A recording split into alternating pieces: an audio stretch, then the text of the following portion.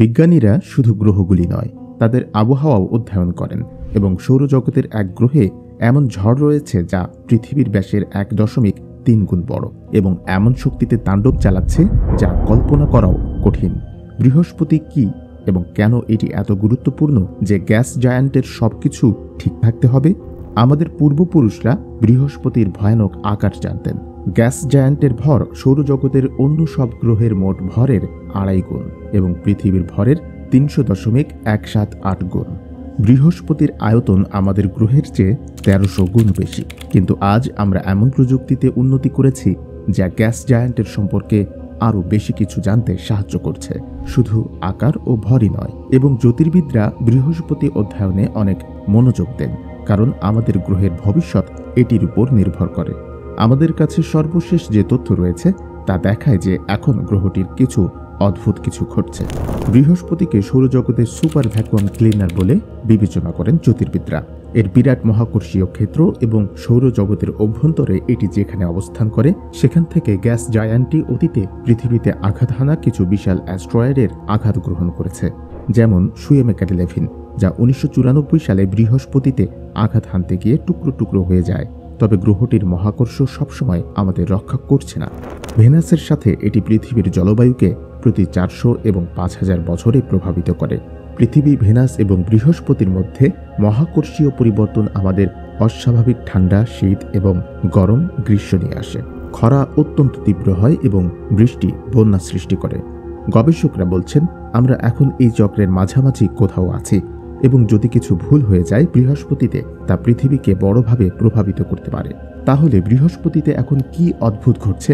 একথা সত্য যে সবচেয়ে বিখ্যাত ঝড় গ্রেট রেড স্পট সংকুচিত হতে শুরু করেছে এবং আমরা জানি না এটি গ্রহটির উপর কি প্রভাব ফেলবে। গ্রেট রেড স্পট বৃহস্পতিতে একটি বিশাল অ্যান্টিসাইক্লোনিক ঝড়। পৃথিবীতে সবচেয়ে বড় ঝড়ের আকার 1600 কিলোমিটার ছাড়িয়ে যায়, যেখানে বাতাসের গতি 320 কিলোমিটার প্রতি ঘন্টায় পৌঁছাতে পারে। কিন্তু এই ঘূর্ণিঝড়গুলো গ্রেট রেড স্পটের তুলনায় কিছুই না, যার ব্যাস প্রায় 16,000 কিলোমিটার। বিশাল এই ঝড়টি বৃহস্পতিকে ঘিরে প্রায় 650 কিলোমিটার প্রতি ঘন্টা বেগে ঘুরছে। জ্যোতির্বিদরা 17 শতকে গ্রেট রেড স্পট আবিষ্কার করেছিলেন এবং বিজ্ঞানীরা এখনও এই ঘটনাটির অধ্যয়ন করছেন। বৃহস্পতির গ্রেট রেড স্পটের স্বতন্ত্র রং অনেকদিন ধরে একটি রহস্য ছিল। কিছু বিজ্ঞানী বিশ্বাস করেন যে ঝড়টি জটিল জৈব যৌগ দ্বারা রাঙানো হয়েছে। এই ঘূর্ণিঝড়টি সেগুলোকে গ্রহটির অভ্যন্তরের স্তর থেকে উপরের বায়ুমণ্ডলে উত্থাপন করে। অন্যরা মনে করেন মরিচে লাল রং সূর্যের আলোতে বিভিন্ন রাসায়নিককে বিভক্ত করার কারণে তৈরি হয়। যদি তাই হয় তাহলে ঝড়টি আসলে খুব বেশি লাল নয় এবং আমরা যা দেখতে পাচ্ছি তা হলো তার শীর্ষে সূর্য দগ্ধ অবস্থা। আরেকটি মজাদার প্রশ্ন হলো, কেন এই অ্যান্টিসাইক্লোন এতদিন ধরে টিকে আছে? বিজ্ঞানীরা ধারণা করেন এটি বৃহস্পতির উপাদান, যা প্রধানত হাইড্রোজেন ও হিলিয়াম দ্বারা গঠিত। এর কারণে গ্যাস জায়ান্টটির কোনো কঠিন পৃষ্ঠ না থাকায় ঝড়টি দুর্বল হতে পারে না। পৃথিবীতে ঘর্ষণ বায়ুর গতি কমিয়ে দেয় পৃষ্ঠের কাছে, এতে ঝড়গুলোর গতি ধীর হয়ে যায়। কিন্তু আমাদের সৌরজগতের অন্যান্য গ্রহ পৃথিবীর মতো নয়। উদাহরণস্বরূপ শনি গ্রহ পাথুরে নয় এবং সেখানে ঝড়গুলো এত দীর্ঘস্থায়ী হয় না। শনি গ্রহের সবচেয়ে বড় ঝড় গ্রেট হোয়াইট স্পট কয়েক হাজার কিলোমিটার জুড়ে বিস্তৃত। এটিকে টেলিস্কোপের মাধ্যমে সাদা ডিম্বাকার আকারে দেখা যায়। এই স্পটটি প্রতি 30 বছরে একবার দেখা দেয় এবং তারপর কোনো ট্রেস ছাড়া বিলীন হয়ে যায়। নেপচুনের বিগ ডার্ক স্পট, যা 1989 সালে আবিষ্কৃত হয়েছিল, সেটিও অল্প সময়ের জন্য ছিল। ঝড়ের চারপাশে বাতাসের গতি 2400 কিলোমিটার প্রতি ঘন্টায় পৌঁছেছিল। বড় এই ডার্ক স্পটটি তার আকার ও গঠন পরিবর্তন করতে পারে। এতটা গতিশীলতা থাকার পরেও ঝড়টি থামার কোনো লক্ষণ ছিল না, কিন্তু 1994 সালে এটি অদৃশ্য হয়ে যায়। তবে আমরা এবার গ্রেট রেড স্পটের কথাই ফিরে যাই। বৃহস্পতির অ্যান্টিসাইক্লোনের উপর দিয়ে জুনো মহাকাশযান 2019 সালে 2 বার পাস করেছিল। ঝড়টির ছবি তোলা হয়েছিল এর প্রকৃতি নির্ধারণে সাহায্য করার জন্য। জুনোর ডেটা ব্যবহার করে বিজ্ঞানীরা বৃহস্পতির একটি ত্রিমাত্রিক মডেল তৈরি করেছিলেন। এটি দেখা যে গ্রেট রেড স্পট পৃথিবীতে পূর্বে যা ধারণ করা হয়েছিল তার চেয়েও অনেক গভীর পর্যন্ত বিস্তৃত। এই আকারের একটি ঝড় আন্তর্জাতিক মহাকাশ স্টেশন থেকে উপরে উঠত। গবেষকরা বলছেন উপর থেকে দেখলে সাইক্লোনটি একটি বিশাল প্যানকেকের মতো দেখায়, কিন্তু এটি আসলেই খুব মোটা। প্রায় 500 কিলোমিটার গভীরে বৃহস্পতির মেঘের মধ্যে প্রবাহিত হচ্ছে। এটি পৃথিবীর মহাসাগরের 50 থেকে 100 গুণ গভীর। ঝড়টি বায়ুমণ্ডলীয় জেট দ্বারা চালিত, যা আরও গভীরে চলে যায় প্রায় 3000 কিলোমিটার। বিজ্ঞানীরা এখনও এর জেটি সরানোর পদ্ধতি নিয়ে গবেষণা করছেন। এখন পর্যন্ত মহাকাশযানের ডেটা থেকে একমাত্র একটি ক্লু পাওয়া গেছে। বায়ুমণ্ডলীয় অ্যামোনিয়া গ্যাস জেটগুলোর মধ্য থেকে উপরে এবং নিচে চলাচল করছে। এটি পৃথিবীর বায়ুমণ্ডলীয় ঘটনাগুলির থেকে অনেক আলাদা। আমাদের গ্রহে বায়ুমণ্ডলীয় ঘটনা মূলত পানি, মেঘ, ঘনীভবন এবং সূর্যালোক দ্বারা চালিত। এটা হয়তো গ্রেট রেড স্পটের ভেতরে আমরা যেটি দেখতাম। যদি আমরা সেখানে পৌঁছাতে পারতাম তাহলে সেখানে গর্তে তীব্র মাধ্যাকর্ষণ অনুভূত হতো। জুনো মহাকাশযান যখন গ্রেট রেড স্পটের উপর দিয়ে যাচ্ছিল তখন তা এমন ছিল যেমন পুকুরে ভরা রাস্তায় গাড়ি চালানো। পৃথিবীতে পৌঁছানো রেডিও তরঙ্গগুলি সামান্য সংকুচিত ও প্রসারিত হয়েছিল। এই প্রভাবের কারণে বিজ্ঞানীরা 0.01 মিলিমিটার প্রতি সেকেন্ডের সূক্ষ্ম কম্পন অনুভব করেছিলেন এবং ঝড়টির ভিতরের মাধ্যাকর্ষণ গণনা করতে সক্ষম হয়েছেন। এটি এতটাই শক্তিশালী ছিল যে মনে হচ্ছিল একটি রহস্যময় গ্রহ অ্যান্টিসাইক্লোনের নিচে লুকিয়ে রয়েছে। কিন্তু অবশ্যই বিজ্ঞানীরা সেখানে কোনো গ্রহ পাননি, কেবল একটি গ্যাসের পৃষ্ঠ পাওয়া গেছে।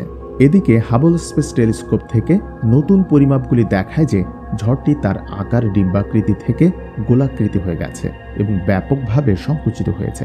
পূর্বে 3টি পৃথিবী এই ভীষণ ঝড়ে ঢুকে যেত, কিন্তু এখন 1995, 2009 এবং 2014 সালের হাবল টেলিস্কোপের ছবিগুলো দেখলে আপনি দেখতে পাবেন কিভাবে মাত্র 19 বছরে গ্রেট রেড স্পট সংকুচিত হয়ে গেছে। তাহলে কেন বৃহস্পতির ঝড়টি সংকুচিত হচ্ছে? এবং যদি ঝড়টি পুরোপুরি অদৃশ্য হয়ে যায় তবে আমাদের কি কিছু চিন্তা করা উচিত? গবেষকদের মতে গ্রহটির বায়ুমণ্ডলে কিছু একটা আছে যা এই ঝড়টিকে ধ্বংস করে দিচ্ছে। একটি অজানা শক্তি গ্রেট রেড স্পটটিকে ছিঁড়ে ফেলছে। মে 2017 সালে জ্যামিনি নর্থ টেলিস্কোপ ঝড়টির পশ্চিম পাশে একটি ছোট হুকের মতো মেঘ দেখতে পায় এবং এর পূর্ব পাশে এমন কিছু দেখতে পায় যা তরঙ্গের মতো ভেঙে পড়ছে। জুনো মহাকাশযানও রেড ফ্লেক্সের ছবি তুলছিল যা স্পট থেকে উড়ে যাচ্ছিল। গবেষকরা নিশ্চিত করেছেন যে বিভিন্ন আকারের গঠনগুলি আসলে গ্রেট রেড স্পট থেকে বিচ্ছিন্ন হয়ে মহাকাশে ছড়িয়ে পড়ছে।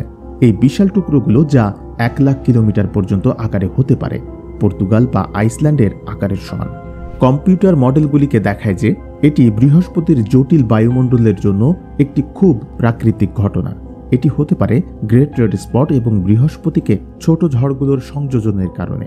অ্যান্টিসাইক্লোনগুলি একে অপরকে আকর্ষণ করে এবং বিপরীতভাবে সাইক্লোন ও অ্যান্টিসাইক্লোন একে অপরকে বিতাড়িত করে। অ্যান্টিসাইক্লোনগুলির সংযুক্তি একটি দীর্ঘ প্রক্রিয়া। শুরুতে ছোট ঝড়টি একটি ছোট ফুলকে সৃষ্টি করে যা বড় হ্যারিকেনের কাছাকাছি থাকে। তারপর বড় ঝড়টি ছোটটির সাথে মিশে যায়।